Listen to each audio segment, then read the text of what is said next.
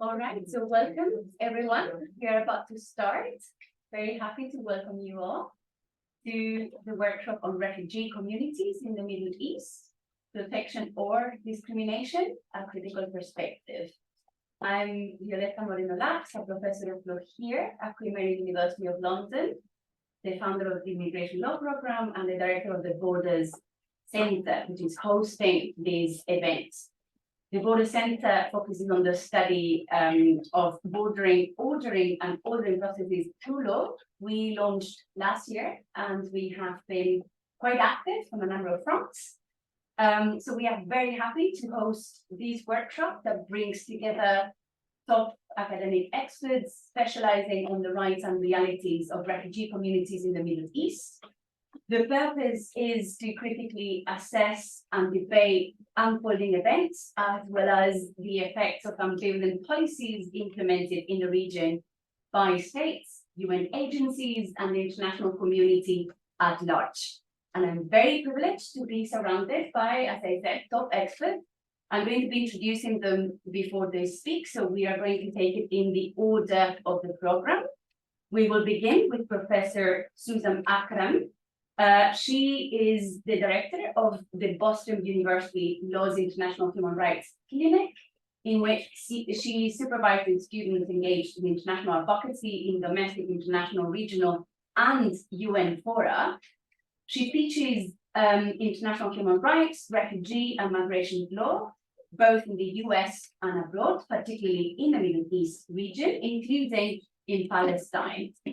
She regularly teaches also a summer short course on Middle East or refugee law at Oxford University. She has been awarded a Fulbright scholarship 2 times, which is very rare. Once to go to Palestine, the second time to go to Spain. Her research and publications focus particularly in the issues that we're going to be discussing today, in immigration, asylum, refugee, forced migration, and human rights and civil rights issues in the Middle East, the Arab and Muslim world. She has huge records of very important publications. I'm just going to mention 2 book projects, which includes Still Waiting for Tomorrow and International Law and the Israeli-Palestinian Conflict, which are available for you to consult if you're interested. We are now turning to her talk on Palestinian refugees and their status in Arab countries. Without further ado, Susan, the floor is yours. Thank you so much, Violetta. And it's a pleasure to be here, even though the weather is dreadful. And I was asked to speak on the easiest refugee problem in the world, the Palestinians. So I shall try to do that in about 20 minutes. It's my view that the Palestinian refugee issue is the fault line of the Palestinian-Israeli conflict. And resolving it is key to finding solutions for the outstanding issues between the parties. Globally, Palestinians number approximately 13 million persons, of which about 9 million have been forcibly displaced, including refugees. It's more accurate to refer to most Palestinians as forcibly displaced persons, as the international treaty-based definition of refugees or stateless persons to Palestinians don't readily apply to them for a variety of reasons. And there's more than one definition that applies to Palestinians in these categories. Nevertheless, available data includes the 5.9 million Palestinians registered as Palestine refugees from the 1948 conflict with the UN Relief and Works Agency for Palestine Refugees, UNRWA, as well as another unregistered over 1 million Palestinian refugees in UNRWA areas, 1.24 million displaced Palestinians from the 1967 conflict, also registered with UNRWA, and another over 1 million internally displaced Palestinians within the occupied Palestinian territories and within Israel itself. However, UNRWA-registered Palestine refugees comprise about 70% of the population of Palestinians who have been displaced from the start of the conflict and actually continue to be displaced today. Now, forced displacement of Palestinians began well before the establishment of the State of Israel conflict in May 1948. Following the passage of Resolution 181 on 29 November 1947, that recommended partitioning Palestine into two states, conflict broke out between the Jewish and Palestinian community.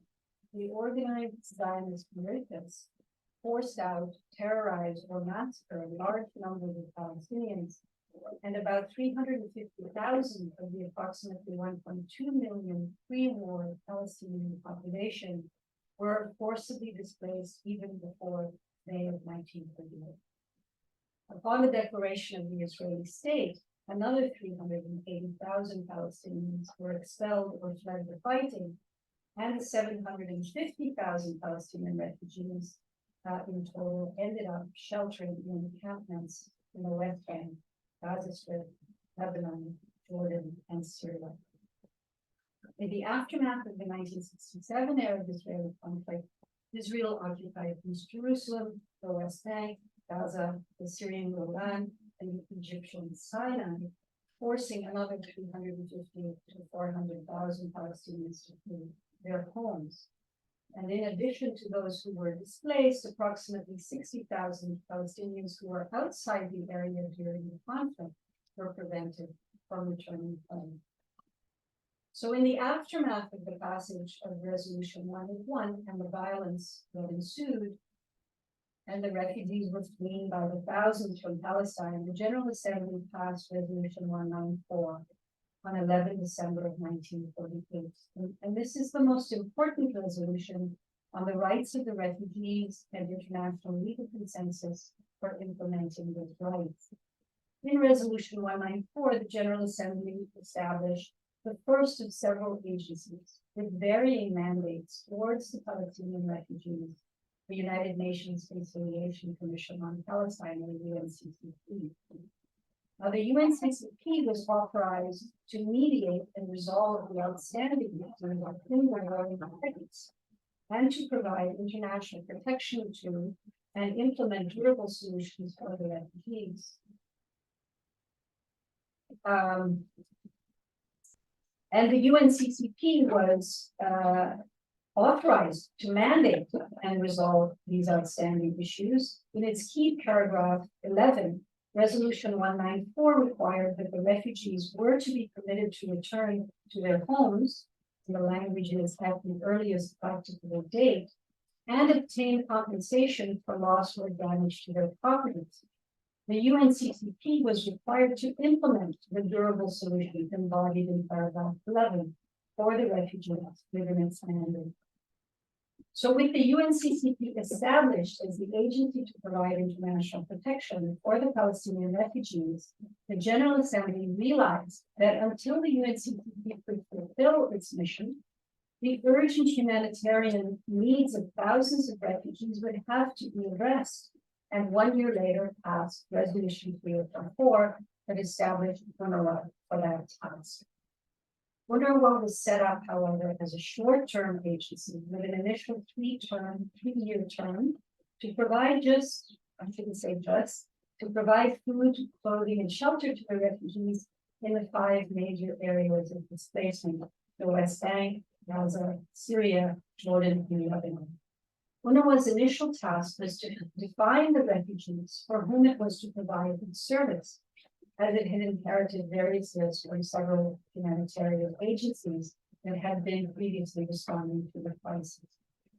Now, UNRWA's Palestine refugee definition was based on the UNCCP definition of Palestine nationals, but included only those who were in need, who had fled the 1948 conflict and found themselves within UNRWA areas. In addition to the category of Palestine refugees, UNRWA extended coverage to individuals who had been registered with predecessor aid agencies and were grandfathered onto the UNRWA roles. After the 1967 conflict, and another 350 to 400,000 Palestinians were forced to flee, UNRWA included this population as displaced persons to its registration. Can everyone hear me in the back? Yeah, okay. However, registration with UNRWA was and remains voluntary. By the early 1960s, the General Assembly had reduced the UNCCP's funding so that it was unable to carry out most of its responsibility, and it reduced its work to reporting Palestinian property losses.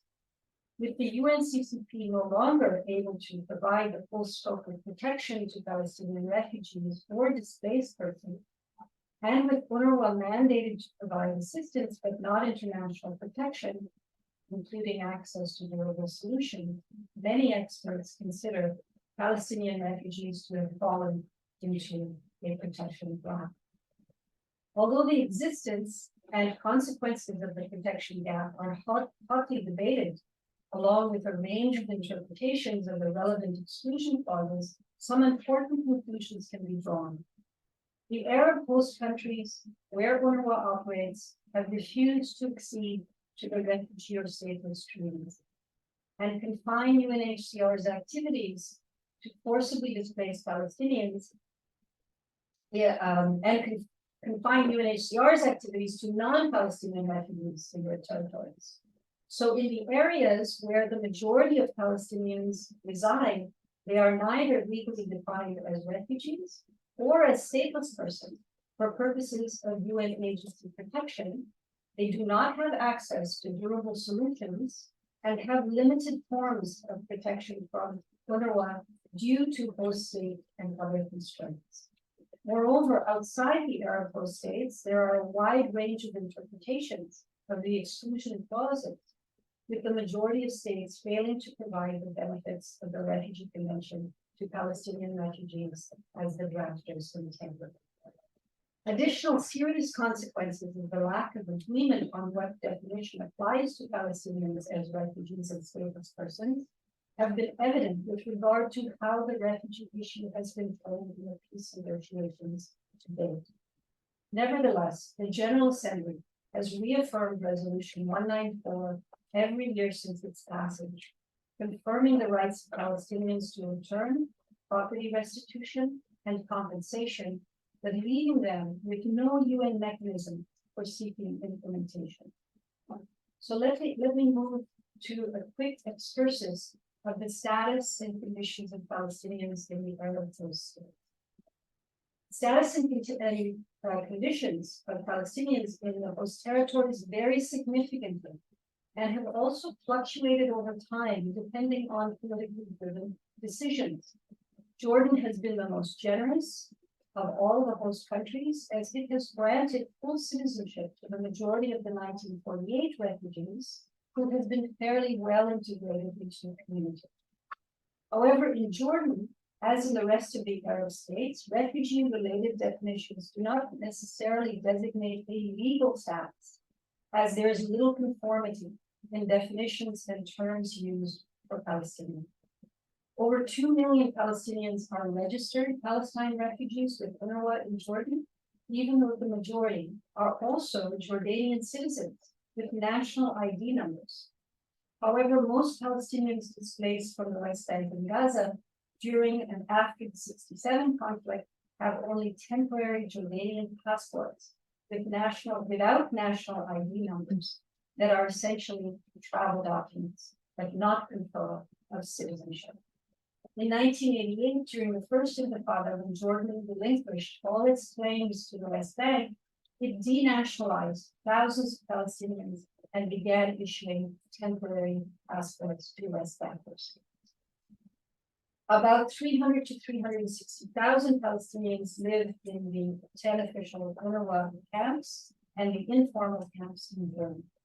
While Palestinians who are citizens of Jordan enjoy full rights and privileges, the socioeconomic conditions of those living outside from those inside refugee camps differ markedly, and high levels of poverty and insecurity prevail in the camps.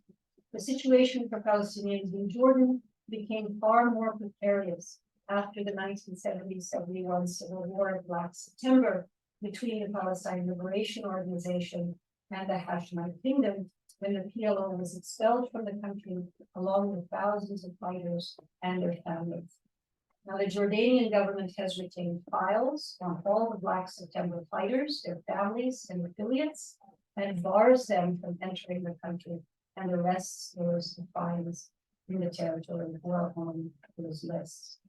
Since the Syrian conflict began in 2011, the Jordanian government has placed new restrictions on entry of Palestinians, despite its initial generosity to Syrians, including Palestinian refugees from Syria who were fleeing the war.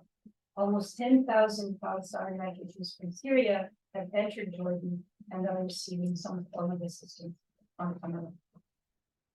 Palestinians in Syria, including the pre-2011 populations of 552,000 refugees, enjoyed the most extensive civil and economic rights without distinction between the types of status they held until the start of the uprising and civil conflict in 2011. They had full employment, education, medical, and other benefits on par with Syrian citizens, with the exception of the ability to vote or to own more than one piece of real property. Palestinians in Syria could obtain travel documents on the basis of their UNRWA refugee registration. However, as with Syrian citizens, Palestinians face extreme political censorship and repression under the Assad regime and suffered thousands of casualties from the violence of the civil conflict. Several of the Palestinian refugee camps were completely destroyed, and UNRWA continues to struggle today to provide basic services to the 430,000 Palestinian refugees who still remain in the country. Lebanon, at the other extreme, has been the least hospitable host country for Palestinians, and most of the over 470,000 Palestinian refugees registered with UNRWA live in poverty-stricken camps. Lebanon has instituted a series of laws and regulations that severely restrict the rights of Palestinians to work in a host of professions, to have access to higher education, and to obtain other government benefits. For a short time, Lebanon allowed some Palestinians to obtain citizenship, but few succeeded in becoming citizens. UNRWA has reported 29,000 Palestinian refugees from Syria for assistance, but due to Lebanon's no-camp policy, Palestinians from Syria have been forced to live in the already overcrowded Palestinian refugee camps or struggle to find scarce living accommodations in urban areas or informal encampments. Lebanon's ongoing economic meltdown has particularly affected the refugee populations as they were already living on the margins. Palestinians in Lebanon have also suffered extreme forms of discrimination and targeted violence due to the history of the PLO's involvement in the Lebanese Civil War and its operations as a state within a state until the PLO was forced out of Lebanon in 1982. Both Palestinians and Lebanese have bitter memories of that brutal war, and Lebanese partially blame the Palestinians for the Israeli invasion and occupation of Lebanon from 1982 to 2000, while Palestinians blame the Lebanese for destruction of their camps and for colluding with Israel in the Sabra Shatila camp massacre of thousands of unarmed refugees in 1982. In the West Bank, UNRWA has registered more than 870,000 Palestinian refugees, about a quarter of whom live in 19 camps, and the rest in towns and villages. All Palestinians in the West Bank came under Israeli occupation in 1967 and have been subject to Israeli military law since then, while 700,000 Jewish settlers received all the benefits of full Israeli citizenship in the same area. Jewish settlers lived in 279 settlements across the West Bank, which includes 14 settlements of almost 300,000 people in occupied East Jerusalem. At least 147 of these settlements are so-called outposts, illegal even under Israeli law, but the current government plans to legalize all Jewish settlements under Israeli domestic law. Palestinians in the West Bank and in East Jerusalem lack Israeli citizenship and have various forms of residency status regulated by Israel through an arbitrary and discriminatory permit system. After the Oslo Accords and establishment of the Palestinian Authority in Ramallah in 1994, Palestinians in part of the West Bank enjoyed some limited autonomy. Under Oslo, though, the West Bank was divided into 3 administrative areas, of which only one, covering 18% of the West Bank, was under full PA control. Despite the Oslo arrangements, all of the West Bank remains under de facto Israeli occupation, as Israel has divided it into over 100 fragments through the concrete wall that cuts off Palestinian towns and villages, and through a system of checkpoints, permits, and segregated roads that allow unrestricted travel for Jewish settlers but are prohibited for Palestinian use. So let me come to Gaza, our last area. Conditions for Palestinians in Gaza, for those of you who have not been paying much attention to the news, are the most dire of the areas where Palestinians reside. 1.7 million Gazans are registered refugees with UNRWA out of the approximately 2.2 million Palestinians living in the Gaza Strip. That is over half of the Gazan population are refugees. Gaza has been under almost total blockade by Israel since 2007, ostensibly in response to Hamas's overwhelming electoral win there in the Palestinian national elections. Israel enforced the blockade by preventing any entry or egress to or from Gaza by air, sea, or land, restricting internal movement through barred areas within Gaza, and snipers targeting Palestinians throughout this period.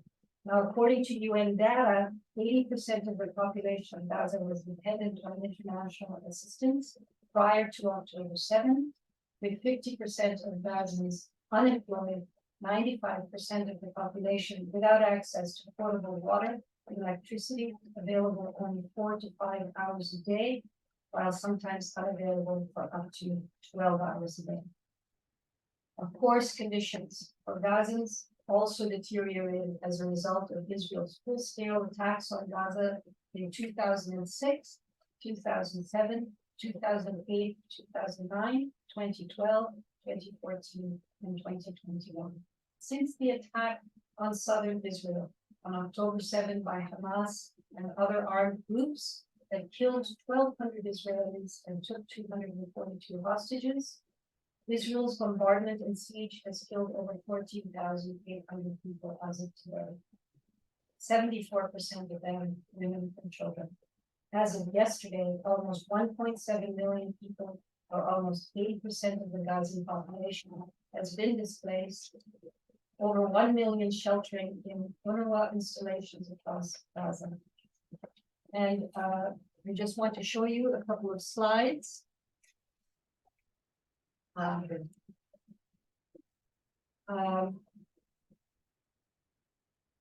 Since 11 October, the Gaza Strip has been under an electricity blackout after Israeli authorities cut off the electricity supply and fuel reserves for Gaza's sole power plant was depleted. Due to the overcrowding and poor sanitary conditions across Gaza, there have been significant increases in some communicable diseases. Out of 24 hospitals operating in the north prior to the war, only 4 small ones are operational. The majority have been bombed or suffered damage from bombing or shutdown operations. So this is just a snapshot of the situation in Gaza today. And I will just end with saying Palestinians continue to suffer ongoing forced displacement, not only from within the occupied territories, and particularly now in Gaza due to the massive attack on the Strip, but also in the West Bank and East Jerusalem due to Israeli settlement expansion, land expropriation, and in the last decade from renewed conflicts in Syria, Iraq, Libya, and elsewhere in the Arab world. Thank you. Thank you. Thank you very much, Susan. We are going now to move to a different population in the Middle East of those fleeing and in need of international protection, which are the Syrian and Iraqi refugees. trying to seek refuge in neighbouring countries. And we're very pleased to have Professor Dalal Stephens, who is a professor of refugee law and policy at the School of Law at Warwick University.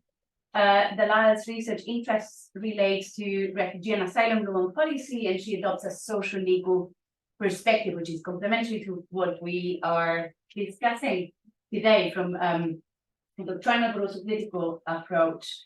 She has published over 50 peer-reviewed journal articles, books, chapters, and reports on UK, EU, and Middle Eastern asylum and refugee law and policy.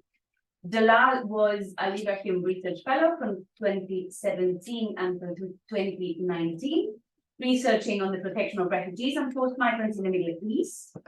She is co-investigator on 2 projects that she has just completed, one called Ref Arab, and the other one, Data and Displacement. She's been supported by a number of external grant income to conduct this and other research projects, including from the Arts and Humanities Research Council, the Leverhulme Trust, the SRC, the British Academy, and the Arts and Humanities Board. She is on the board of the International Journal of Refugee Law and on the board of the Journal of Immigration, Asylum, and Nationality Law. She teaches on international refugee law, both at the undergraduate and postgraduate levels, and we are very pleased to have her and welcome her today for a talk, as I said, on Syrian and Iraqi refugees fleeing to neighboring countries in the Middle East region. And I would ask all the speakers to speak up because the room can hear us, but the mics are sort of like somewhere here, and on Zoom, we need to project our voices, otherwise we cannot hear. Thank you very much, and Dalal, the floor is yours. Thank you. Is it okay if I stand? I've spent so many years lecturing that I'm much happier standing, if that's okay. So, right. Well, thank you very much. Thank you for the invitation. It's obviously a huge subject, looking at Syrians and Iraqis moving and thinking about some of the protection or discrimination perspectives. So I thought I would be kind of focusing a little bit on some of these aspects. I'll move to one side here, obviously in terms of Jordan and Lebanon, but also a little bit with Turkey, considering it within the Middle East. But I'm taking this opportunity, I'm being a little bit cheeky, I think, just to use it as a chance to think back over the time that I've undertaken work in the Middle East in relation to the forced movement. And as indicated from the introduction from Violetta, I originally embarked on my career, I suppose, looking at United Kingdom asylum law and policy. And then sort of midway, well, early on in the 2000s, there was something I realized was that actually there were very few refugee lawyers or international refugee lawyers focusing on the Middle East. And the reason probably for that was because they were not party to the Refugee Convention and Protocol.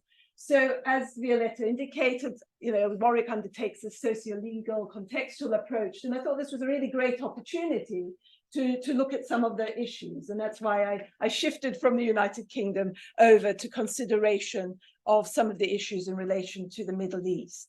That said, though, I would like to sort of just point out that there was scholarship emerging. It wasn't as if I just suddenly appeared and started out embarking on these studies as a lawyer. And my esteemed colleague, Professor Susan Akram, was one of the early people contributing to the field, particularly in relation to Palestinian refugees, but others as well. Lawyers, I'm talking from the legal side, we're also starting to publish quite crucial and important pieces of work. And one of the early ones was that of Michael Kagan, who wrote this piece, We Live in a Country of UNHCR, and this notion of a surrogate state. So for many of us starting to work or working on the Middle East, this was a core contribution to scholarship. And then again, Susan's team at Boston, in relation to Syrian refugees, produced this fantastic report which looked at protecting Syrian refugees and ties in very closely to the theme of this workshop. So if you are interested in that, it actually explores a lot of these protection gaps and the issues arising. And as mentioned, other people now are have engaged with this or are interested as lawyers. So the Ref Arab Project PI is my lovely colleague, Maya Yammer in Oslo, and she's also conducting a project more broadly called Beyond, which is looking at non-state parties, including in the Middle East, and there's various other projects as well. So the lawyers have been pulled into analysis of the situation in the Middle East, which originally probably wasn't the case to the extent that it is today, which is great as it's an emergent and in developing field with lots of important issues to consider. Now, once I kind of got interested in this and started to think about some of the issues in relation to movement of Syrians, Iraqis, any others beyond the Palestinian refugee group.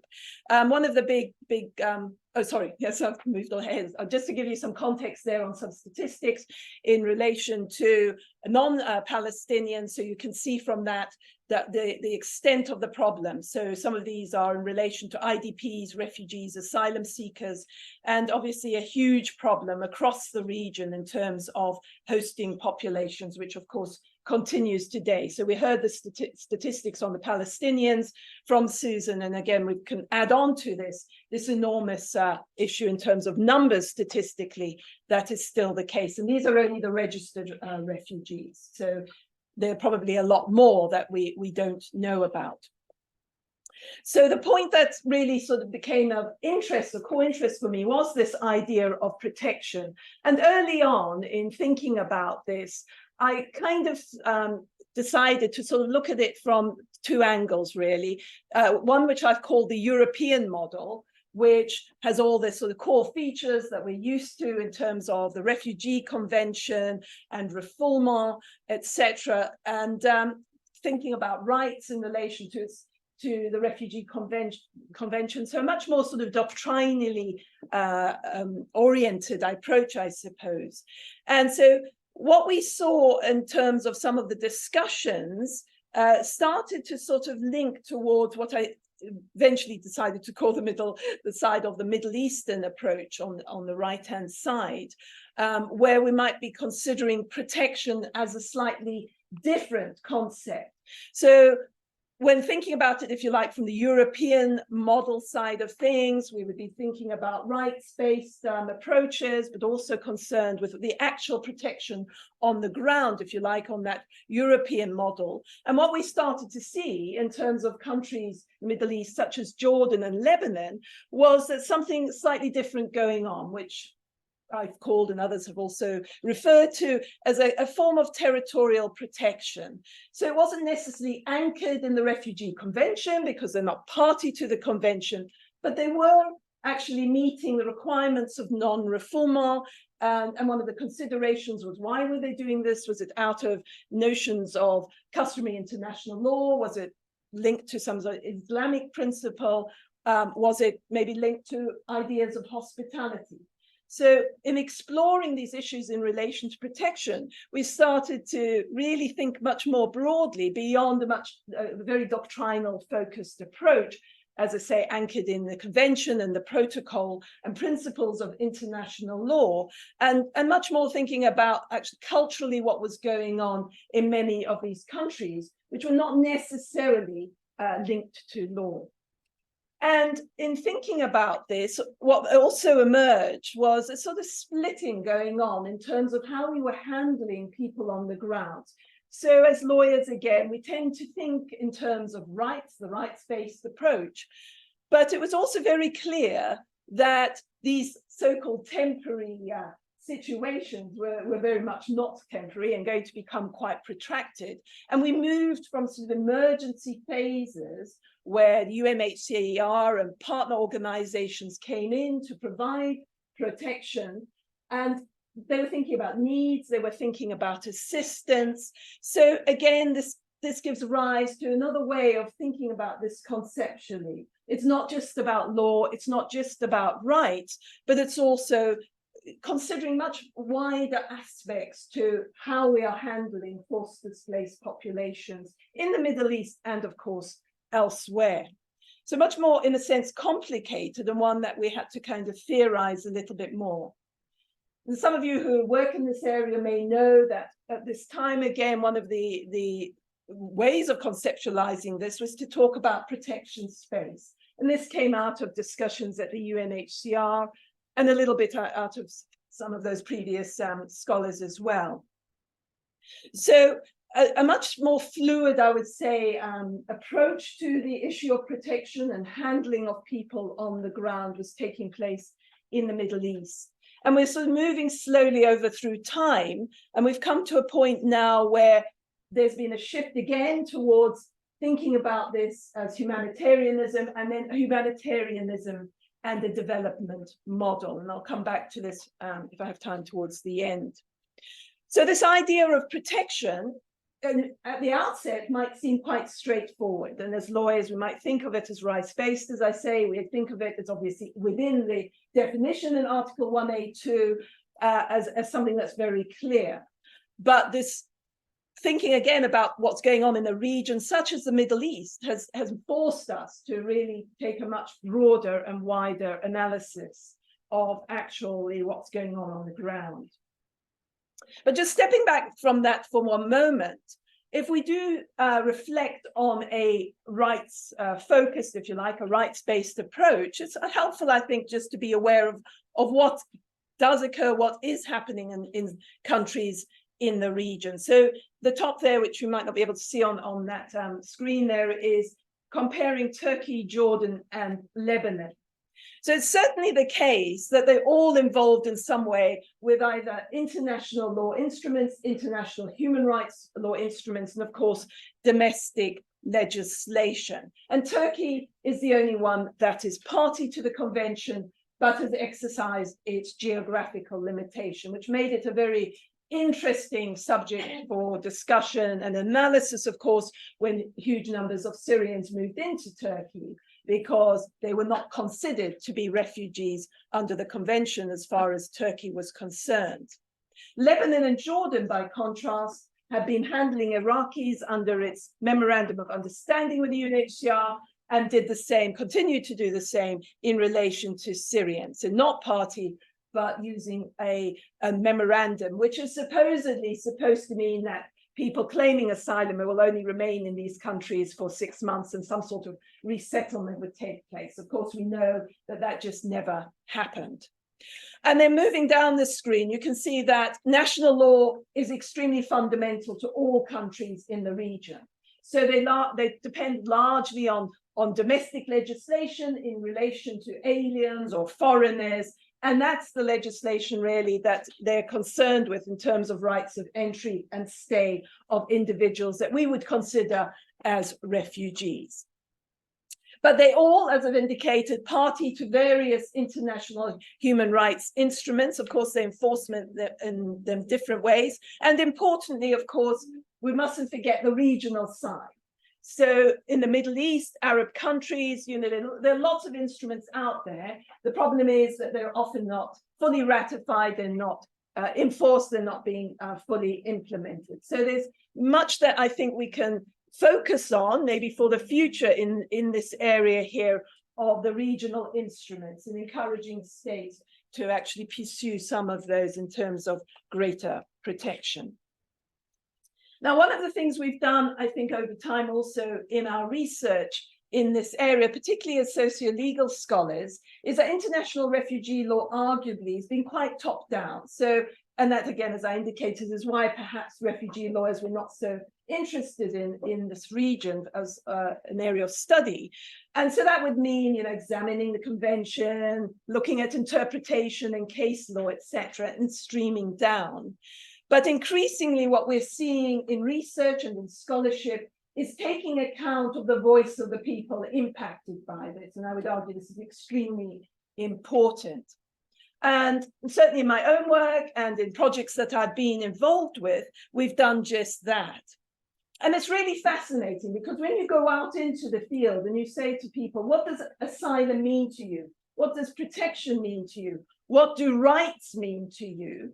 Then you get some really interesting answers. And in some ways, they come up again and again with what I've called the big five. So safety, education, work, health, housing and shelter. So these are the things that matter to people who are moving in seeking protection or some form of sanctuary. And as a consequence of that, certainly in the region, and even for those who were moving right across in 2014 to 16 into Europe through Turkey, it's international refugee law is not seen to be very helpful in this regard. So we've interviewed, as I've indicated, various people, and I think some quotations will show what I mean about this. So in a project that we undertook in 2014 to 16, which was speaking to over 250 people who were on the move, crossing the Mediterranean Sea. And so we interviewed in a range of sites, some of the Greek islands, in Italy and in Germany. And you can see here from this first quote then, so this Syrian male in Berlin, so he actually got to the point where he wanted to reach. He said, asylum means getting a residence permit. If I get a residence permit, I can be integrated, go to school, join the society. It's a big country here. At night, we don't hear anything strange. We don't get afraid. We don't get afraid of anything. It means protection of the human being, human rights. So interestingly there, I've highlighted in red, you know, those key terms. So they are using the language of rights. They know what that means. And they're using language, if you like, of protection. But for this individual, the residence, the integration side, the sense of belonging was crucial. And that's, I think, absolutely significant, important, and these are the points that really we need to take forward if we want to see movement in terms of what true protection might mean. On my next slide, a couple of individuals, not Syrian or Iraqi, but again, this came through in lots of the transcripts and the interviews that we had. So for this Pakistan male in Kos in 2015, he said, for me, safety and citizenship is the same thing. I want a place that can provide me protection in order to be able to bring my family to live all together here. So again, saying the family is important. I want a sense of how can I move on in my life and in order to be safe, and uses citizenship, interestingly, as well in what they wanted. And my last quote there is again an Afghan male. He says, after I get legalized in Italy, I can go to Germany or England or somewhere else so that I can work and build a future for my children so that they have a better future, because I also stayed in Turkey for 2 years, but I did not manage to accomplish anything. That's what I want to go to Italy so that I can later work in Germany or UK. And of course, we know with increasing populism and approaches taken by many governments in Europe, this would be seen as, in a sense, not acceptable. Yet anybody who's asked, who was in that position, what they want to do is to have a life, to flourish, have a flourishing life. And in a, you know, what's wrong with that? That's what most people would be expecting, really. So when we explore now, just very briefly, some of those points raised by our interview subjects, our participants, and that idea of a broader view of what people want, I've identified just 3 here on this slide. So safety, education, and work. And so the theme of this workshop is that I was thinking about protection, thinking about discrimination. And once more, actually, when we explore it, it's that idea of, well, for Jordan and in Lebanon and Turkey to some extent, people are not necessarily being removed, so they are safe, but there are examples of course, of refoulement. But the majority are not refouled, so it's in principle protected. But there was a lot of nuance to this, I suppose, in terms of safety. So borders were closed. At one point, Jordan wouldn't let Palestinian refugees in from Syria. Things were occurring even with the Turkish border, removals at some point wanting to take place to safe havens, etc. So really have to drill down into actually what's happening in practice. We can give an overarching perspective and analysis, but there are often things going on may be somewhat hidden. And I think that's where the researcher has to come in and really explore what is happening, in fact, on the ground. The same went for education. So constitutional right across 3 of our countries there. So basic education is compulsory, for example, for Jordanians. It's not a universal right, but we know, and this is still ongoing, that there have been quite big obstacles to education of Syrian children, certainly post-12. So access is not so straightforward. There were examples of discrimination early on by teachers. There are issues about child marriage and so forth. And the same would occur in Lebanon. Turkey certainly is an improving situation. Initially, they thought, again, it wasn't going to be a long-lasting crisis. So children were taught the Syrian curriculum. But over time, it was realized, actually, this is a population that's going to remain. And so towards requiring individual. Oops, that's me. Online is an echo. Maybe that's telling me to move on and nearly finish. So I'm nearly at the end. So I'll move on from that. I'll skip the next slide and just ended up with some final thoughts over my reflections over time. So an absolutely fascinating region to explore, and one in which I would urge that clearly law is important, the significance of law, but sometimes lawyers expect too much of law, that law has to really achieve an awful lot. You can't do that, I think, in the Middle East. And so you do have to develop a strong sense of the context and take account of many other factors such as politics, economics, and so forth. I think we're at a really interesting point where the World Bank got involved quite late in the day in terms of funding side to things. So there's all sorts of economic arguments about leveraging the power of some of these states really within this community. And so I might end really by saying that we may have originally thought that these countries, this region, does not have much normative influence on refugee law and policy at the international level. I don't think that's correct. I think that Arab countries, quite subtly and over time, are quite influential now, normatively, in terms of what happens at the international stage and the considerations for policy, definitely, but also for law. And so it is certainly a region to watch, because what happens here, often many of those examples are translating through to other parts of the world. So sorry about that. It was a sort of a flowing kind of overview there, but thank you very much.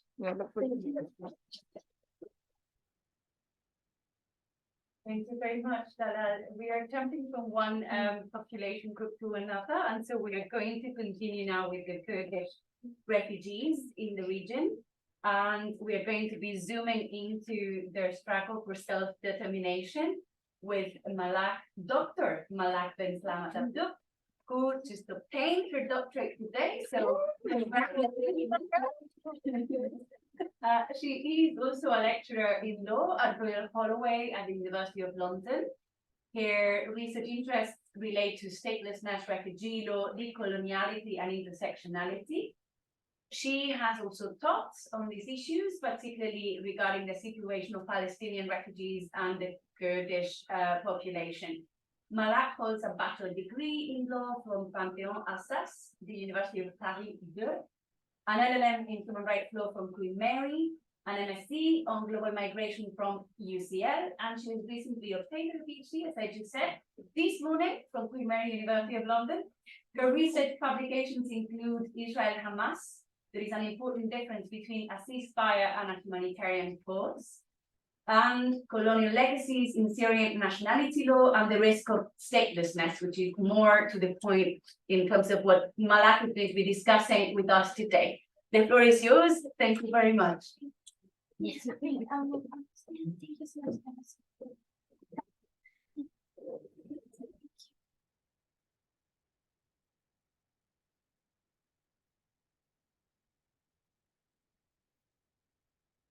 Thank you for the generous presentation. So as Violeta explained, I'm going to look at Kurdish refugees and their struggle for self-determination in the Middle East. So first, I'm going to start by just giving some historical and political context about the Kurds in the Middle East for people that might not be familiar. So the Kurds, they are a distinct people in the sense that they have their own language, their own ethnicity, their own culture. They don't have a common dialect because they spread over one might argue 5 countries if you include Armenia. So they represent around 10% of the population in Syria, 20% in Turkey, in Iraq around 15 to 20%, and in Iran 15%. There are around 40 million Kurds mainly spread in these countries. Okay, it's difficult to have precise figures for Kurdish people simply because they are not accepted in these countries. They are discriminated against. So these countries, obviously, they refuse to carry official figures to count how many Kurdish people they have. So the history of the Kurds, there are some similarities with the Palestinians because they were initially promised a state by European colonial powers. They used to have their own kingdom in the 15th century, and then the Ottoman Empire came and occupied, obviously, the region. And they were promised their own state by European colonial powers in exchange of their political support against the Ottoman Empire. But then the Treaty of Lausanne was passed, and European colonial powers didn't keep their promises. And they just spread the Kurds, as you can see, over 4 or 5 countries. And this had lasting impact on Kurds and on their struggle for self-determination. So as I said, they face discrimination everywhere. In Turkey, they couldn't even speak Kurdish until the 90s. They were banned from speaking their own languages. They couldn't even give Kurdish names to their own children. It got kind of better lately, but they still don't have full equality. They faced a lot of discrimination in Syria. In the 60s, they were stripped of their citizenship. They faced a lot of persecution under the Assads. In Iraq, under the previous regime of Saddam Hussein, they faced ethnic cleansing. He used chemical weapons against the Kurdish population, not just because they have a different ethnicity, but because the previous Iraqi regime used to perceive Kurds as politically hostile, politically dangerous. And in Iran, they also face discrimination. Certain Kurdish names in Iran are banned. Anyways, you got the point. Kurds are not safe anywhere in the Middle East. And you can argue they're the largest stateless ethnic minority. Stateless here in the de facto sense, in the sense that even though they might have a passport, they might have a citizenship, they don't enjoy actual protection, equal rights. So that basically summarizes the discrimination I spoke about. That is the Kurdish flag, but obviously a Kurdish state doesn't exist, just like fortunately a Palestinian state doesn't exist. I think that thing doesn't work. Okay. Okay, thank you so much. So in terms of statelessness in international law, so I want to reflect on whether statelessness as in international law is actually the answer or is it part of the problem? So statelessness has traditionally been neglected. It defines a stateless person as someone who is not considered as a national by any state under the operation of its law. So it's quite a legal definition, and I do agree with Dalal, especially in the Middle East. We can't expect too much from the law to solve the problem. And the problem with statelessness in international law is that it was written from quite a Eurocentric perspective. It didn't take into consideration statelessness that was created by European colonial powers that we found in Asia and Africa, for example, affecting the Kurds, affecting the Palestinians. The 1961 Convention prohibits arbitrary deprivation of citizenship, prohibits discrimination in nationality law, but it doesn't say anything about the colonial legacy. It doesn't say anything about all of these populations in the Middle East, in Africa, that are left stateless because Europeans failed to give them their promise of statehood. That's the case for Palestinians, for example, but the Kurds as well, obviously. So when the academic literature describes statelessness as a legal anomaly or a legal enigma, that doesn't, I argue, that it's not very accurate because it erases the fact that statelessness is a deliberate action from states. They use nationality to exclude and include some people. They think some communities are more deserving of nationality than others. They use citizenship as a way to define who deserves to belong and who does not. So these are important gaps in international law, which show that sometimes international law can not only solve the problem, but it can actually be part of the problem. And for example, if you look at UNHCR I Belong campaign, so UNHCR had this it made quite a big promise or quite a big objective to get rid of statelessness by 2024, which obviously will not happen. But they said one way of doing that is if we push states to ratify the 1954, 1961 conventions, and then magically statelessness will go away. That is a problem, first of all. Even if you push states to ratify, there's nothing that will make states abide by international law. We don't actually have an enforcement mechanism, especially when it comes to statelessness. Starting with the UK, they stripped Shamima Begum from their citizenship, but the 1961 Convention forbids you from making someone stateless. They say you can only take someone's citizenship under certain conditions, and one of the conditions is you can't make that person stateless. But they made Shamima Begum stateless. They knew she didn't have another citizenship. And I think that's because, you know, it also has to do with race. You know, she became the first British woman to be stripped of her citizenship. I do believe that, you know, if her name was not Shamima Begum, she didn't come from East London. If her name was Sharon and she joined, I don't know, white supremacist organization, they would have never stripped her of citizenship. And again, it shows you how some states use nationality as a weapon to exclude or include certain communities. International law and UNHCR's campaign failed to tackle that. I mean, let's say all the Middle Eastern countries sign these conventions. Is it going to solve the Kurdish struggle? Of course not. Is it going to solve the Palestinian struggle? Of course not.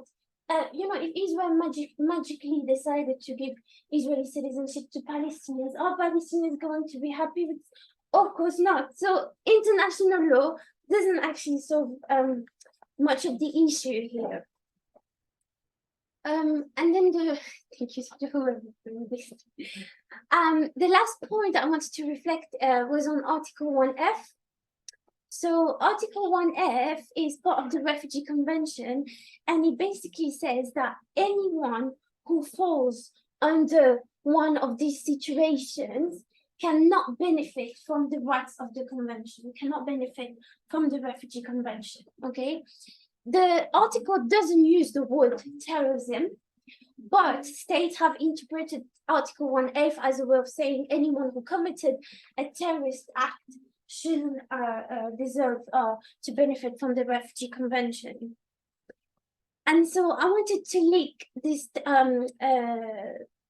question of terrorism to membership to a terrorist organization.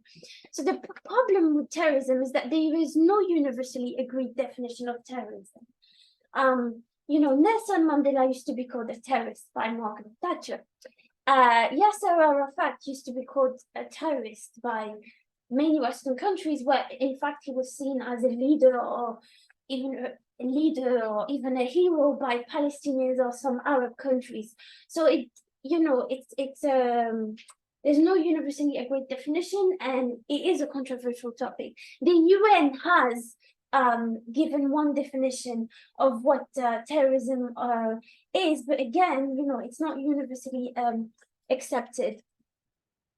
Basically, the case law that we have, and I think most of you are familiar with this, is to say being a member being the member of a terrorist organization is not enough to be excluded.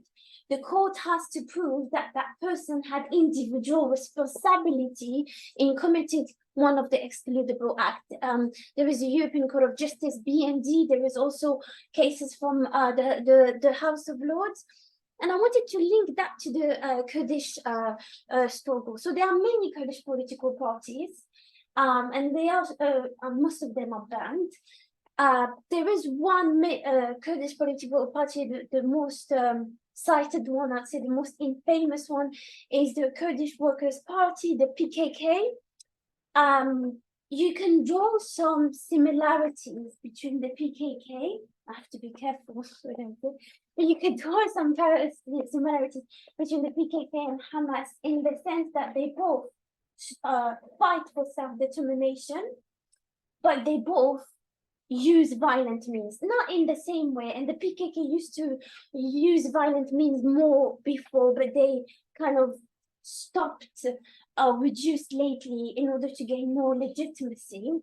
But they have been accused of using violent acts such as targeting civilians.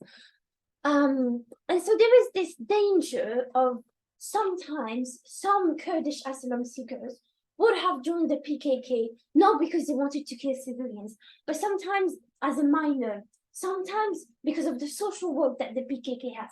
Sometimes it's linked to your identity. You can't really be Kurdish if you didn't join the PKK. And I think it's really important to highlight that it's not because you're a member of an organization classified as terrorist in the EU that you should be totally excluded from the framework. And here we've got positive practice to finish on something positive. In that case, the Court of Appeal in the UK said that an asylum seeker who joined the PKK as a minor and only took part in minor acts shouldn't be excluded from the convention. Thank you. Just to conclude, because I know I'm running out of time, I just wanted to say, basically, to wrap up, to say we have to be careful. Why do we need to identify in international law some gaps, the Eurocentric origins of international law? It's fundamental in order to understand why the framework does not completely work. Why there are some gaps in international law. Why do we have all these campaigns carried by UNHCR and yet statelessness has not been eradicated? If anything, the numbers are even higher than before.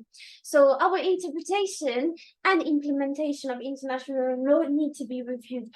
I am not saying let's completely get rid of international law, it's completely useless. I think that's a bit extreme, but I say that we have to rethink about how we interpret and implement this convention, because sometimes not only international law is not the answer, but it can be part of the problem.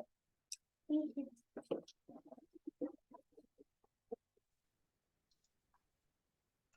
Thank you very much for that. Thank you.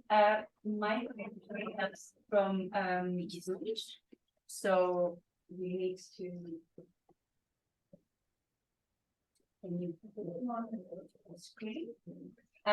When we do that, I'm going to introduce him. So Michael Link, Professor Michael Link, taught at the Faculty of Law at Western University, London, Ontario, in Canada between 1999 until his retirement in 2022.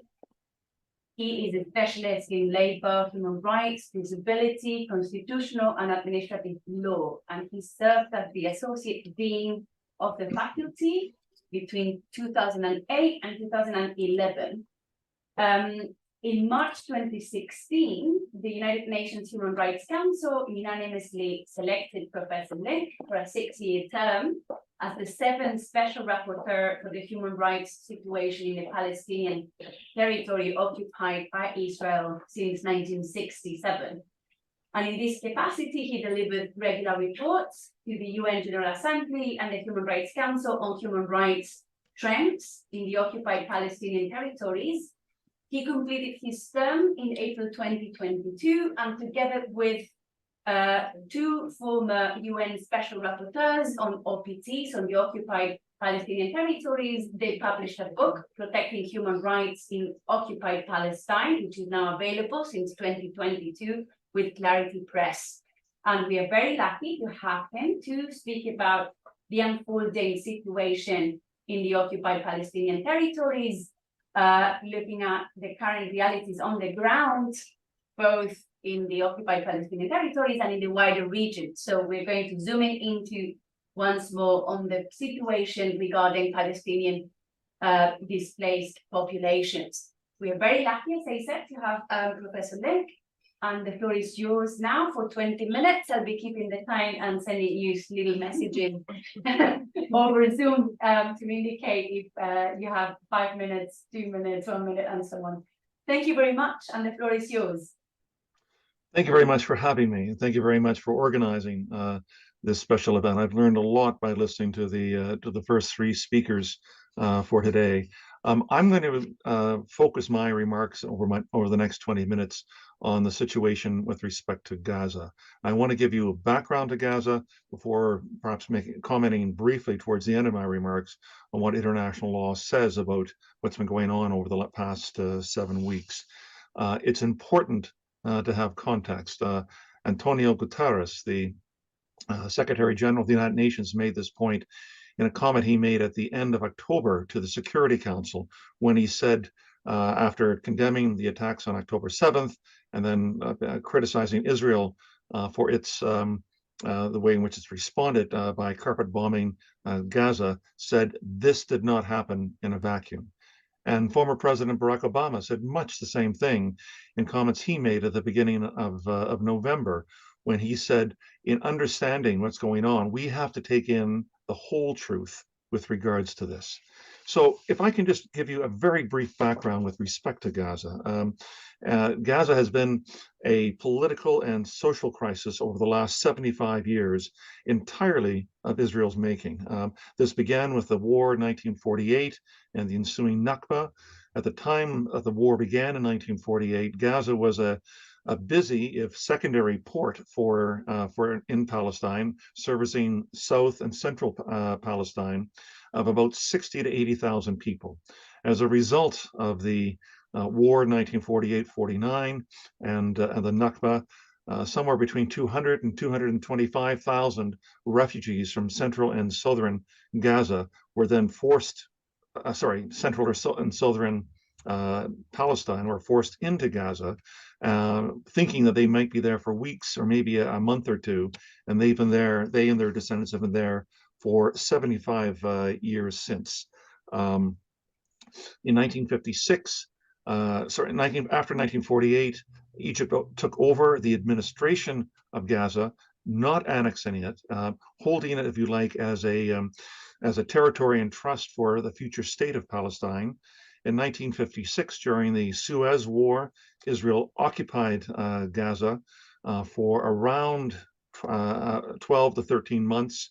There was an enormous resistance that occurred by Palestinians living in Gaza against Israeli rule before Israel finally evacuated. In 1967, Israel took over, conquered Gaza, along with the rest of Mandate Palestine, East Jerusalem and the West Bank, the Sinai Peninsula of Egypt, and the Golan Heights of Israel. And Israel has occupied Gaza consecutively since 1967. In the course of the 1948 war and its aftermath, there were 8 refugee camps that were established in the Gaza Strip for the 225 or so thousand Palestinian refugees. Today, Gaza is 2.2 to 2.3 million Palestinians, of about 70% of whom, around 1.7 million, are registered Palestinian refugees. These 8 refugee camps in Gaza still exist. The smallest of the 8 Palestinian refugee camps in Gaza is larger than the largest Palestinian refugee camp in the West Bank. The largest of all of the Palestinian camps is the Jabalia camp, which runs in the northern part of Gaza, right up to the northern frontier between Gaza and Israel.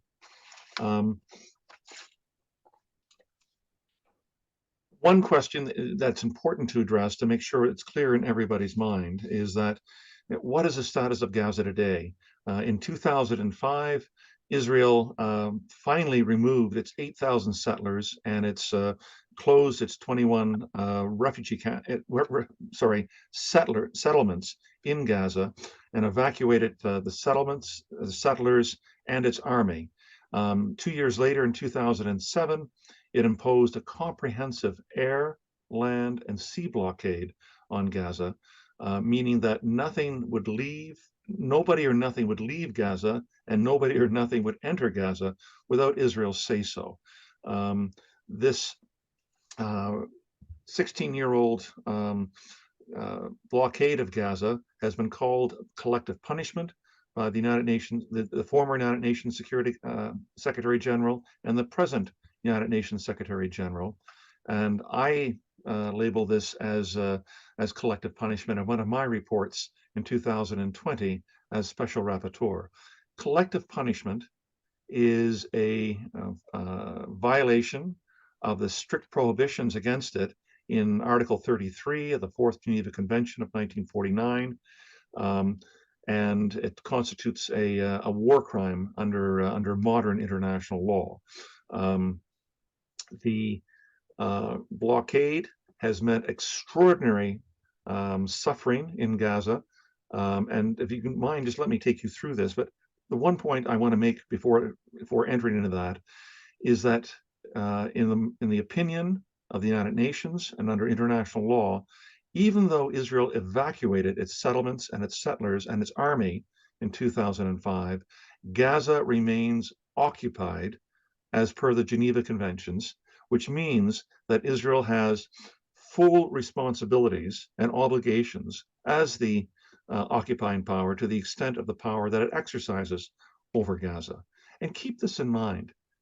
Can you think of another place in the world where so many people, somewhere between 2.2 and 2.3 million people, are actually penned up in what could be called a medieval siege, a blockade, with no ability, no freedom of movement to be able to leave the Gaza Strip, except through rarely granted permission coming from either Israel or through Egypt, because Egypt, as the borders Gaza at the Rafah crossing at the southern part of Gaza. I can't think of any government in the world, any state in the world, any situation in the world where a country, particularly an authoritarian or dictatorial country, has penned up so many people within a small space of land, which is roughly 25 miles long and 5 to 8 miles across, and basically thrown away the key.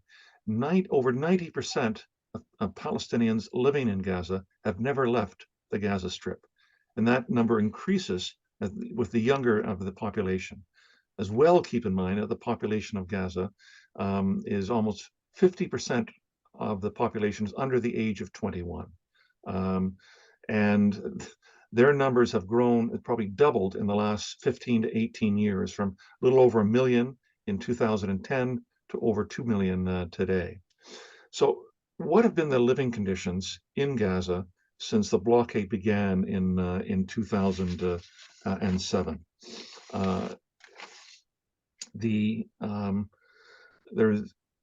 As I said, this amounts to collective punishment.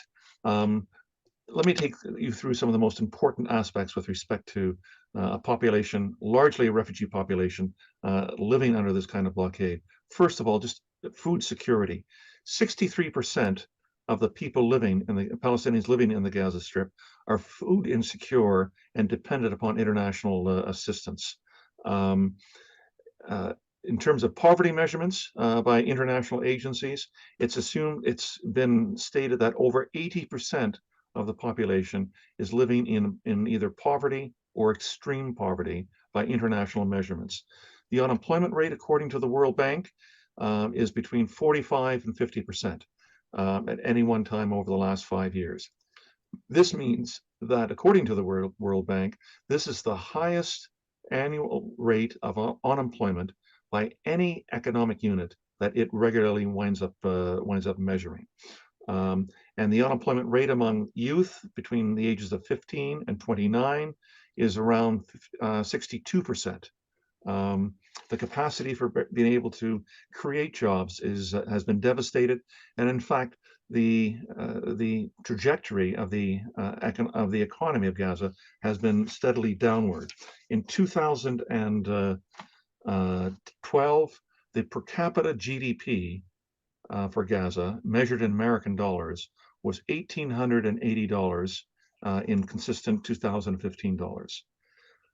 That had dropped by 2019 to $1,400, and by 2020 it had dropped to $1,250 American. And one can only imagine what the economy is going to look like in the aftermath of the devastation that's occurred over the past 7 weeks. Access to clean water is virtually non-existent. The coastal aquifer, which sits underneath Gaza, which would, in ordinary times, be able to supply enough clean water for all Gazans, is 97% contaminated with either seawater or sewage, and therefore unfit for human consumption. Water is produced, for drinking water is produced for Gazans, either by water coming in from Israel or water created through desalination plants, which run on fuel and which stop when the fuel has been cut off. Electricity and power coming into Gaza is dependent upon the entry of fuel into Gaza on a daily basis, as well as electricity coming from either Egypt or coming from Israel. Over the last 4 years, the maximum amount of electricity that Gazans would have per day would be somewhere in the range between 10 and 12 hours a day. So it means you have to buy food daily. It means you have to govern your entire life through the access to having electricity coming into your home. It means that offices are stranded in terms of their ability to be able to produce goods and services, and the same thing is true for factories as well. In 2012, the United Nations issued a report which said that Gaza would be unlivable by 2020. It issued an updated report in 2017, which said that the trajectory was continuing, that Gaza would be unlivable by 2020. We're now in 2023. Even before October 7th, Gaza probably had reached that point of being unlivable with just enough international aid to keep its head above water. Before October 7th, there were roughly 500 trucks a day carrying humanitarian aid, food, fuel, living supplies, clothing, virtually anything you can think of that would be able to enable a society to be able to function, was being delivered into Gaza through international humanitarian aid, funded in significant part by the international community, some by Europe and North America, a large amount coming in through money coming from Arab Gulf states. The other thing I want to raise with you before turning to what's happened since October 7th is a series of UN reports. Susan, in her presentation earlier this morning, mentioned that there have been a number of assaults on Gaza since 2006.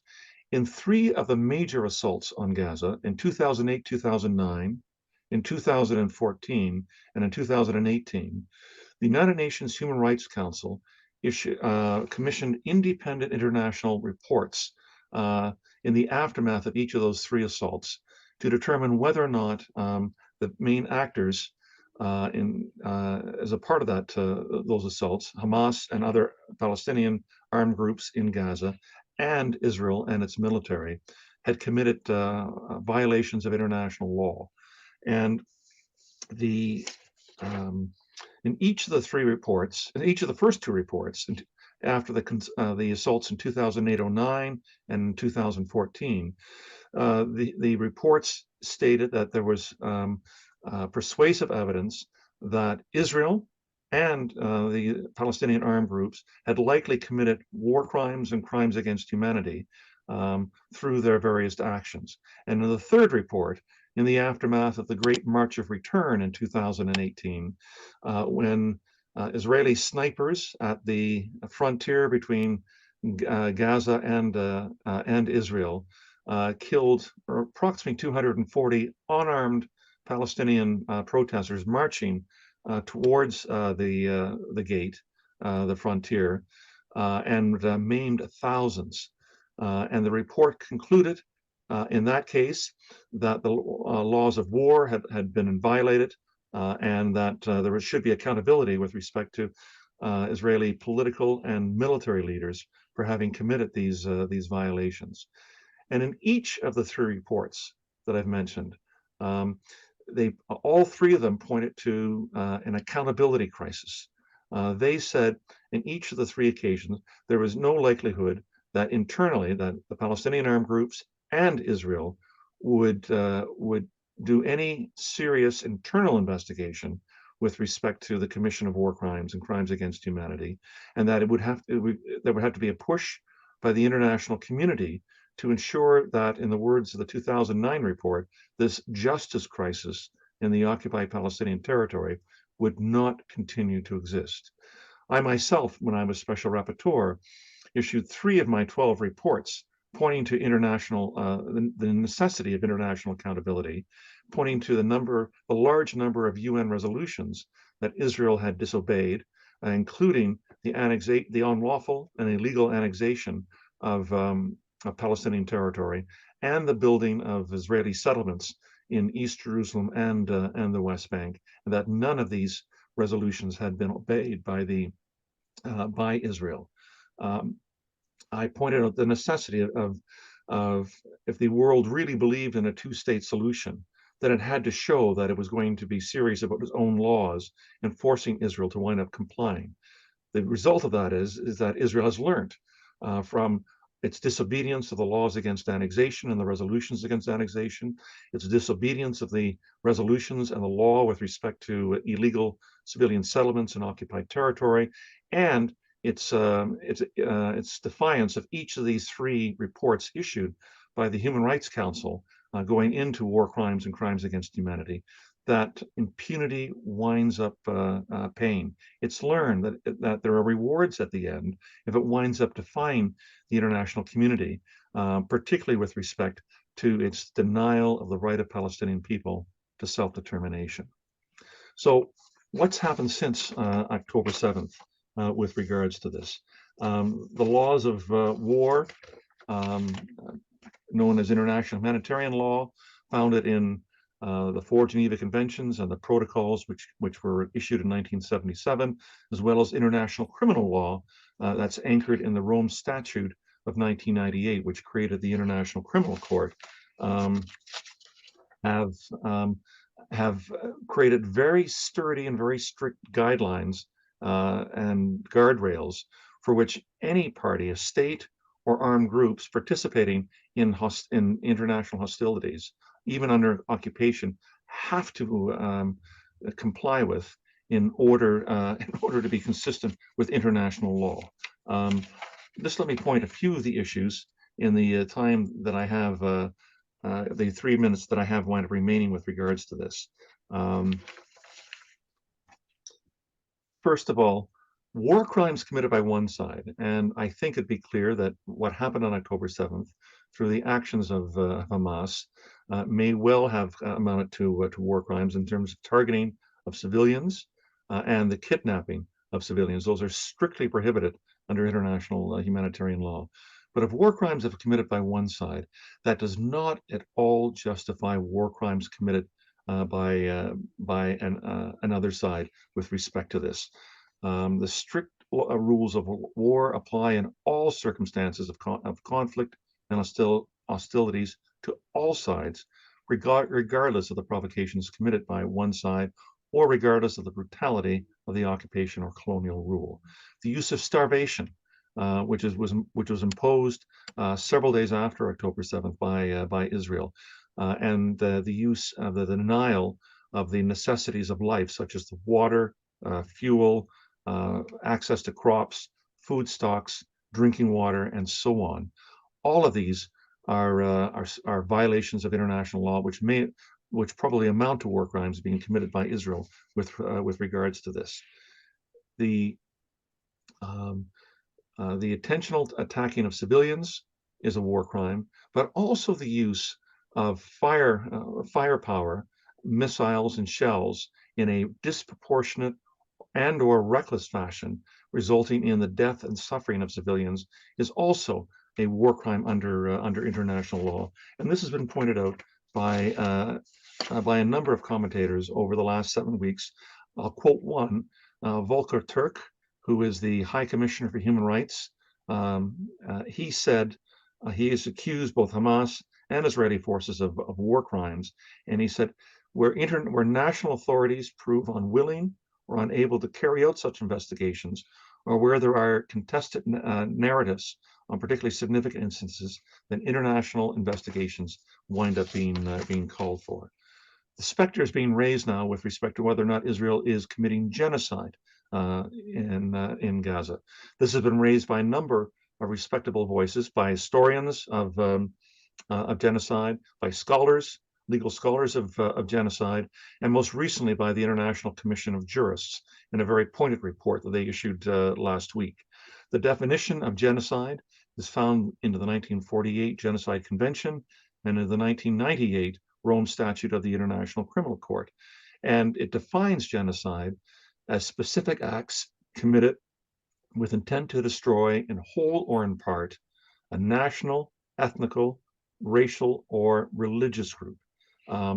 Now, we always think classically of genocide as being consisted of mass killings. And certainly what occurred during the Holocaust and the Second World War, what happened in Rwanda, were classic examples of genocide. But it is only one means by which the Genocide Convention and the Rome Statute can be breached with respect to the definition of genocide. The International Criminal Court on Rwanda said that subjecting a people to a group of people to subsistence diet, systematic expulsion from their homes, and the reduction of essential medical supplies below the minimum required can also constitute the necessary elements of physical destruction of a people. My last comment is this, with respect to international law. As lawyers, and particularly those who are steeped in international law, we're taught to respect international law and to try to elevate it as the common moral, political, social, and indeed legal standard by which states make promises to each other and to their own citizens that they will wind up obeying. And I agree, in any era, in any state, there is always going to be tension on the one hand between a law as it serves power and law as it serves justice. And sometimes power will win, sometimes justice will win. It's been said that in the Middle East, international law is closer to power than it has been to justice in many ways. And Palestine is an exemplar of that. All I can say is we have to pay attention to this internal tension in law between power and justice. We have to try to make international law, if you like, serve our goals of justice and for the aspirations of people to wind up living free. I think it's okay to be skeptical of the pretensions of law, but it's never proper to be cynical about the possibilities of what law can wind up achieving. And this we have to keep in mind, I think, and this is a theme that I've heard in all of the presentations today. Thank you very much.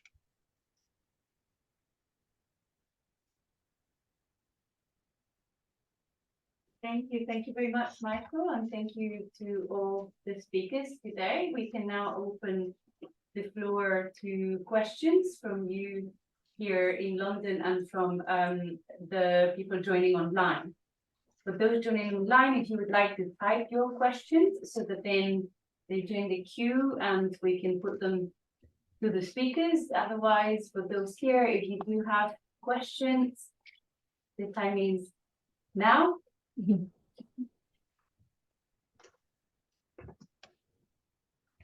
I can break the ice.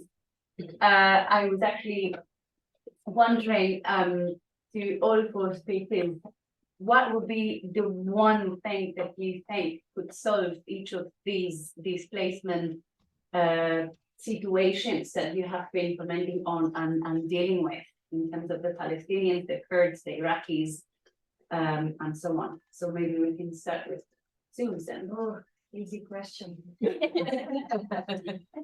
I mean, with the largest protracted situation, which happened to be the Palestinians, the Sahrawi, and believe it or not, the Tibetans, what would move towards justice, as Michael puts it, is an end to impunity of the mistakes.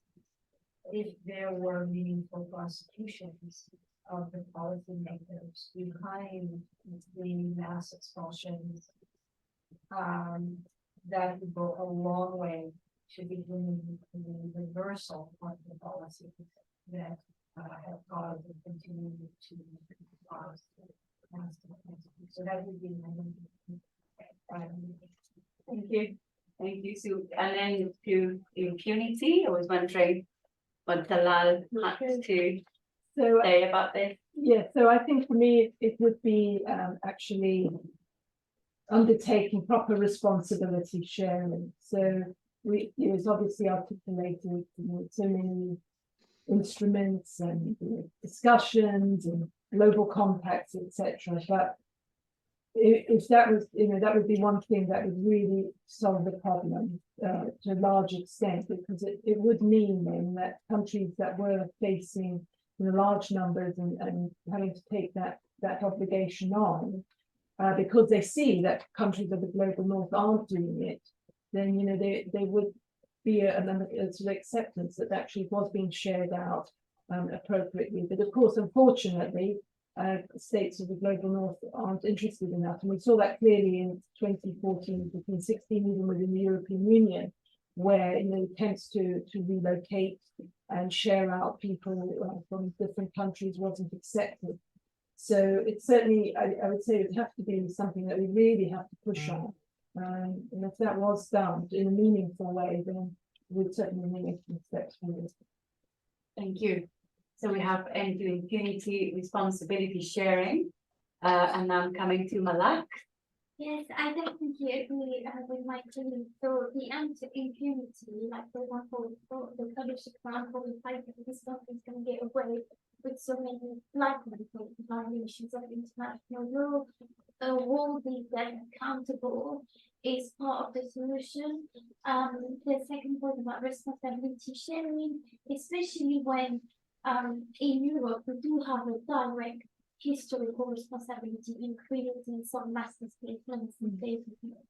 We in Britain, we are responsible, or at least partially responsible, for what happened in Palestine. We colonized the country, we promised the Zionists that we will give them part of the land. We are also partially responsible to what happened to the Kurds because of us, that they don't have a say. And so because of that, I feel like we have even more of a greater responsibility to help this situation, especially that we have so many resources. I think that the last statistics say that 96% of refugees in the world are hosted by the global south, not the global north. Despite what the media wants to think. The very last point that I would add is also, I do want that I said earlier about not relying too much on the law to fix some problems, especially regarding refugees and forced displacement, and to understand that sometimes what is needed, not more laws, not more implementation, just political will in general. Okay, so I would add reparations to this, maybe. Okay, so we have the recognition of responsibility of global north countries, former colonial powers that contributed to the generation of these displacement situations in the first place, reparations, political will, and then coming to Michael. Yeah, I will bow to the judgment of my fellow panelists with respect to international refugee law. My emphasis would be on creating the culture for a universal respect and application of international humanitarian law, international human rights law, and international criminal law. Most, in fact, I can't think of any refugee crisis that isn't all tied up with war crimes and mass human rights violations. And if we're going to be able to end a culture of impunity and ensure accountability, we are likely to be able to starve off creating refugee problems, refugee crisis in the first place, if those who wind up creating the refugee crisis know that there may well be consequences for them, political and particularly legal consequences for them, through an active, robust application of international humanitarian law, international human rights law, international criminal law. This means probably the widening of the jurisdiction and the reach of the International Criminal Court in The Hague. It would mean much more resolve at the major political bodies of the international system, the Security Council and the General Assembly, for targeting those who create refugee crisis, and for wind up establishing universal jurisdiction that national courts would wind up taking on the prosecution of those who are behind these refugee crises. Thank you. I'm writing this down on the chat so that people following us online are also on board. So I've noted the creation of a culture of respect of the main regimes of international law that would guarantee that there is an end to impunity, and we managed to establish an environment of accountability and justice, widening the jurisdiction of the International Court, the International Criminal Court in The Hague, to target those that create refugee crises in the first place, and so that we guarantee respect of IHL, international human rights law, international criminal law, and international refugee law on a wide basis. You do have an opportunity now again to come forward and ask anything that you would like to know to our experts. They can be on specifically on the talks or any leads that derive from there. Anything on unfolding events in the Gaza Strip and elsewhere. Anything, really? Please, Marina. It's something related to the previous question. Is basically we talked about like there was like an accountability crisis and then some of the solutions. And then Professor Link mentioned something on the law that serves power and then the law that serves justice. How do we see these kind of like proposed solutions towards serving justice rather than power? And also like in a bit different context in terms of like Libya, the migration and the refugee crisis and detention facilities when it comes to East Libya under the control of the Libyan armed army and the other military other armed groups. So here we also see the law serving power and then no one is like being held accountable. So how do we ensure these kind of like possible solutions serving justice rather than power in the Middle East? Very easy question. I know the question is addressed probably to Michael. We can start with you and then the rest of the table can join in with other thoughts. Michael, would you like to address the question first? Sure. Let me take the example of Palestine with respect to this, and the point I'm going to make, which probably doesn't sit well with lawyers' ears, but is that in the end of the day, international law, certainly on the issue I've worked on with respect to Palestine, international law will not liberate Palestine, but if it's used creatively, purposefully, it will play into creating the political space necessary for ensuring a free Palestine, whether in whatever formulation that will take at the end of the day. So this means using, I guess, the available resources we have. As you probably know, there's been a file open on the prosecutor's desk since January of 2015 at the International Criminal Court. That was finally elevated in March of 2021 to a formal investigation. We are now almost 3 years into this formal investigation. Certainly the current ICC prosecutor Karim Khan of the United Kingdom, has been criticized for being far too slow in his investigation with respect to Palestine, notwithstanding copious amounts of evidence being put to him even before October 7th. He did appear at Rafah at the end of October, and then later on gave a long press conference in Cairo on the 30th of October with respect to the assault on Gaza, and promising that this will, my words, not his, but this will reach the front burner. I think what he's done is probably relied a lot on the United States over the last 2.5 years that he's been special prosecutor to ensure that they're giving him evidence with respect to a prosecution of a case against Russia for its invasion of Ukraine. The United States, as we know, as well as Israel, are not members of the International Criminal Court. And part of it's solely my speculation, but part of the informal bargain was that Palestine would rank much lower on the foresight of the prosecutor in terms of where he's going to put his energy. The other area I will point to is the International Court of Justice. At the end of December 2022, the General Assembly voted overwhelmingly to send an advisory opinion to the International Court of Justice, asking whether or not the 56-year-old occupation of Palestine by Israel has become illegal under international law, based on the fact that Israel, number one, has annexed territory contrary to Jus Cogens norms. Number two, has denied the Palestinians the right of self-determination under Jus Cogens norms.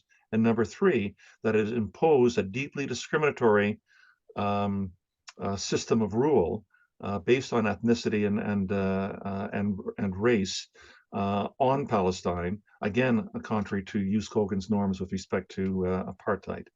Both of these provide openings, as I said, but at the end of the day, international law can only feed into the ability to create the political space, I think, to be able to ensure the end of the occupation and a free Palestine. Thank you. Thank you very much. Maybe I can start with Bilal, because I know that she needs to leave early. Please. That was a great question, because I didn't have a chance to deal with one of the things I wanted to think about. So Michael's talking about the international law side, and I totally agree with that. I was also thinking about the domestic side in terms of we take it down, you know, the power of justice thing, but there's also an access to justice issue across the region. So it's not just for refugees, it's quite a serious one in terms for the refugees, but also for the host population. So it really takes hard work and persuasion and addressing some of the concerns often with these states as to why certain things are not happening. I mean, there's been some sort of slow progress, for example, just on, for example, a non-refoulement issue. You know, there was a case eventually within Jordan where they were accepted that non-refoulement was a principle of customary international law. Other human rights protections or certain rights protecting those for the host population as well as the refugee communities as well. It's hard work and it's persuasion. It's sort of, I think, multiple approaches need to be adopted and to address some of the concerns about that. So I think probably Susan can talk about that quite a lot of things again. Practice on the ground. Well, I actually have a different problem about moving from power to justice, which is a structural problem of the United Nations. Yeah. So, of course, the way the UN Charter has divided powers between the Security Council and the General Assembly has meant that the General Assembly, which really represents the peoples of the world, since it's one vote per country and all countries have equal votes, their will can be set aside by one permanent member in the Security Council. And that is our problem, because the politics is there.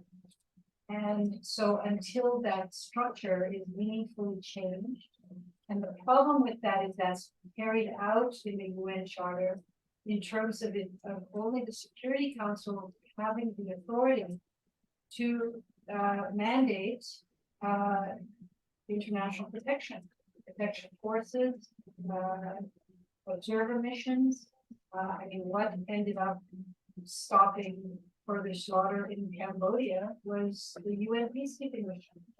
And that has been the case for many conflicts, but we will never have that in Palestine as long as the United States continues to ban whatever Israel does. So I think we have a deeper problem, a structural problem in the whole way that the United Nations was set up to continue the power in the colonial, ex-colonial, and neo-colonial states. So that is where the work needs to be. And there has been recognized for decades, and there was an attempt in the 1950s with the resolution Uniting for Peace, which tried to rebalance the power between the General Assembly and Security Council, and actually between Uniting for Peace. The ceasefire resolution came about. 120 states voted for ceasefire at the General Assembly, but that has no view. It goes back to the Security Council, where again it's blocked. So I think as a concerned community, we need to be really pressuring for massive change at the United Nations. Malak? Yes, I totally agree with everything my colleagues just mentioned. The UN in general, how the international order has been designed and in an equal way. You mentioned the Libyan case. I think this case is very informative about how unfair and how some superpowers can just get away with human rights violations. The way they toppled down the Libyan regime, which was not afraid to do, but the way Western countries, including France, the UK, in Libya, and just toppled down the regime and left the next day left in a hurry. And they, to be honest, their motivation, I think, were more linked to Libya's generous and oil than actually protecting human rights. And this is one of the reasons why we've seen this spike in migration. The fact that there are horrible human rights abuses going on in Libya with extreme cases of slavery. And again, it goes back to that point that we spoke about, the lack of accountability. The fact that if you're a UN member, permanent state like France, the US, the UK, you can get away with it. You can get away with killing 1.5 million Iraqis. But if you're a state that happens to be kind of on the weak side or that no one cares about, then yes, people might come to you and, you know, even invade you based on the idea that you didn't respect human rights. But unfortunately, although the rules are supposed to be the same for everyone, there is definitely a lack of impunity depending on the status of the state. Okay, on that unhappy note. I mean, one thing that I was going to say, I don't know if you have time or you have to dash. Hey, okay, no, because I was wondering, I mean, I was thinking that one of you would have mentioned the two-state solution, the creation of a state for all these stateless communities, including the Palestinians, the Kurds as well, some of the religious minorities of Iraq, which would also benefit from having their own place in the world. Perhaps, I mean, just to end on a happier reflection, we could jointly reflect on the obstacles that you see, but how perhaps these obstacles could be removed, and whether you think that state creation would be a Panacean solution or not, why you do or you do not think that it might be a solution in these situations. And perhaps we can end on that reflection. I can start from Susan and then go the other way.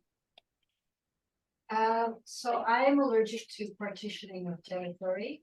And I think if we haven't learned our lesson from the partitions, the historical partitions, they have consequences forever.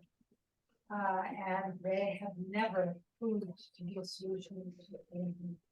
So I originally thought at the start of Oslo that there might be a promise of a possible two states, but as the negotiations continued, so-called negotiations, I have to say, continued, and it was clear what was on the table from the Israeli side, that there was never going to be a viable state of Palestine as a separate independent state. Israel never offered to the Palestinians real right of return, never offered meaningful restitution of their properties.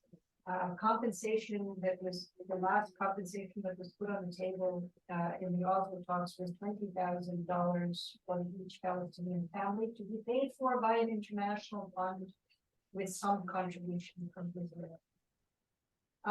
And of course, always the idea was that there would be some land swaps, which would be truncated to the West Bank, and problematic about contiguity between Gaza and the West Bank. East Jerusalem was never being put on the table as the capital of Palestine, and Israel was never willing to contemplate Palestine as having its own army or having control over its own borders. So that has really, it has been a myth if there were meaningful negotiations and that there was anything really offered to the Palestinians. To my mind, since we clearly have an apartheid situation in the West Bank, East Jerusalem, and frankly, right now within Israel as well, there is only one solution, and it may not happen in our lifetime, but it's one state for all of the people who live there, between the river and the sea. And I firmly believe that international law can only be satisfied with that solution, and that's what Palestinians demand and really have demanded. And now again, a redemand, since it was clear that the Oslo framework is going to contemplate the second state. So, you know, we outsiders, and it's our job to listen to the people who are the victims and who are demanding their rights, and to fashion those rights within what international law requires. That's where I'm coming from. Thank you very much. Malak? Yes, so to end on that note, about the Kurdish case, there was a positive example in Iraq. After the change of the regime and a lot of things happened, which really summarized it. The Kurdish region of Iraq, which is called Syrian, managed to get a sort of not independence, not its own state, but some sort of status of autonomous region. And since that happened, the Kurds of Iraq have achieved better access to rights, better access to equality, because they are given the opportunity to run their own territory independently with their own political parties, teaching Kurdish language as they want, highlighting Kurdish culture as they want, because the north of Iraq is really, you know, there is a strong concentration of Kurdish people living in the north of Iraq in that region. So I agree that partitioning states and creating states is not part of the solution to manage the problem worse, but they could be a solution of having some sort of regions that can access autonomous kind of autonomous status. Thank you. I'm going to turn to Michael. Dalal agrees with what has been said. I'm sure he's such a train. I agree with Susan. So, Michael, please. Sure. Nice to have the last word. I'm on the same page as Susan, and I'll just address two issues, two related issues with respect to the question of Palestine. 1947, when the United Nations passed Resolution 181, partitioning Palestine. This was the first major crisis faced by the very young United Nations. It was his first major decision as a international body, and it was his first major blunder.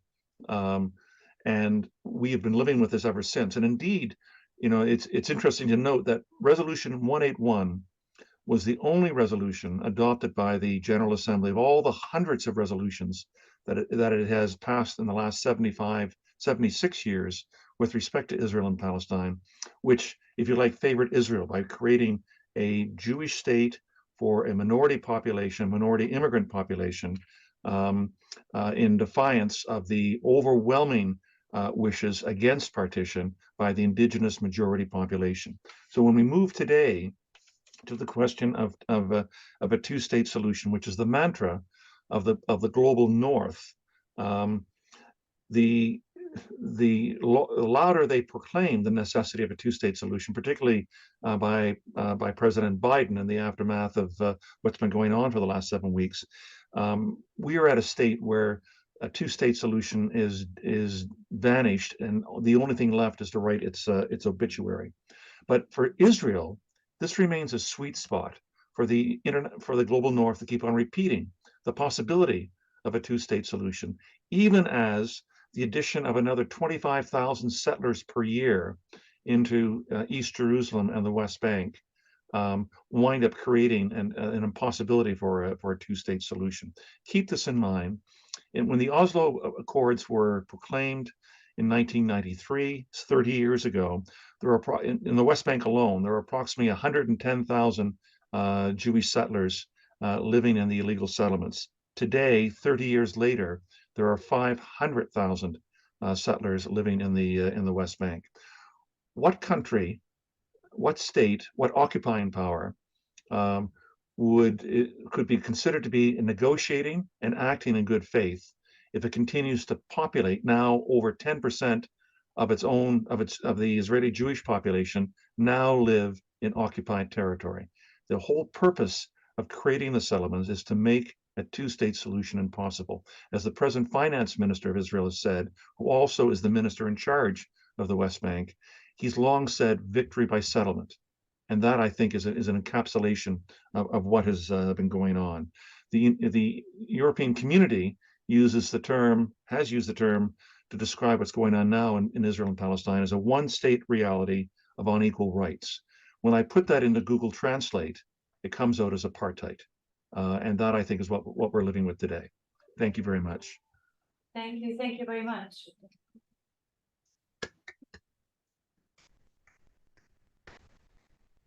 So we have reached the end, maybe not on a happy note. I don't think that's a very happy way of concluding a conversation on the Middle East these days.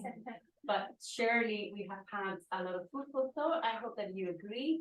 And I wish you all a happy continuation of the day. This conversation has been recorded. It will be uploaded with the consent of the speakers on our YouTube channel, and it will be available for anybody who would like to consult it later on. Thank you all very much, and please join me in thanking our speakers once more before we leave.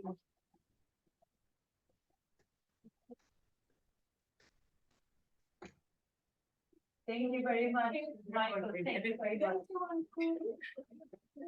We can see you.